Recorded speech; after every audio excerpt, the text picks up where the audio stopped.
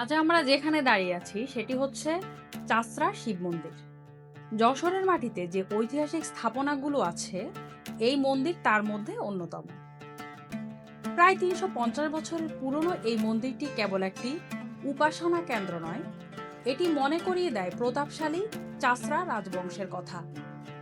চলুন আজ ঘুরে দেখি এই অসাধারণ স্থাপত্যটি এবং জেনে নেই এর পেছনের ইতিহাস। এখানে আসা খুবই সহজ।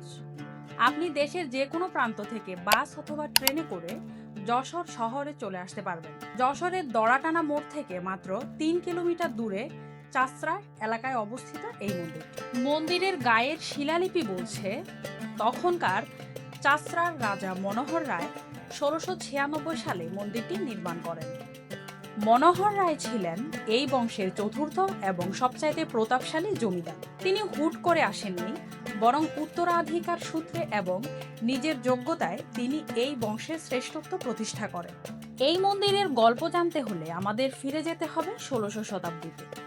মুঘল সেনাপতি রাজা মানসিংহ যখন ১২ ভূঁইয়াদের দমন করতে বাংলায় আসেন, তখন তার সহযোগী ছিলেন ভবেশ্বর রায়।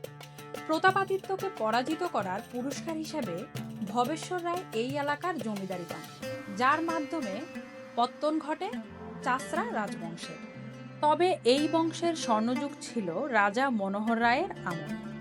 তিনি ছিলেন অত্যন্ত বিচক্ষণ ও ধর্মপরায়ণ। তার সময়ই চাষড়া যশোরের ক্ষমতার কেন্দ্রে পরিণত হয়। মন্দিরের পাশেই রয়েছে চাষড়া রাজবংশের রাজাদের বাড়ির ধ্বংসাবশেষ। রাজবাড়ি নিয়ে অন্য একটি ভিডিওতে আমরা বাকি ইতিহাস সম্পর্কে জানব।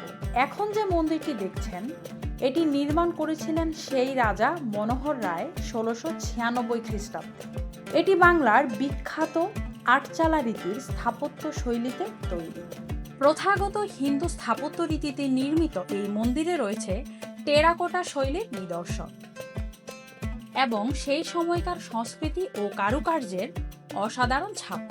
মন্দিরটি প্রাচীন বাংলার চারচালা কুড়ে ঘরের আদলে একটি আটচালা স্থাপনা। আয়তাকার গর্ভগৃহের চৌচালা ছাদের ওপরে আরেকটি ছোট চৌচালা ছাদ, সামনের দিকে ৩টি খিলানযুক্ত প্রবেশদ্বার। পুরো মন্দিরটি পোড়ামাটির ফলকে অলঙ্কৃত। টেরাকোটার ব্যবহারের কারণে বাইরের দিকটা বেশ নান্দনিক।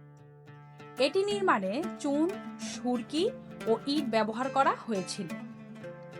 প্রতি অমাবস্যায় ও পূর্ণিমায় এই মন্দিরে বিভিন্ন ধর্মীয় অনুষ্ঠানের আয়োজন করা হয়।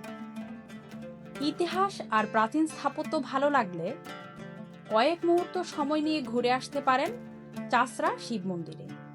পরবর্তীতে এমন কোন কোন পুরাকীর্তিগুলো দেখতে চান অবশ্যই কমেন্ট বক্সে জানাবেন। আজ এ পর্যন্তই। ভালো থাকবেন সবাই, দেখা হবে নেক্সট ভিডিওতে।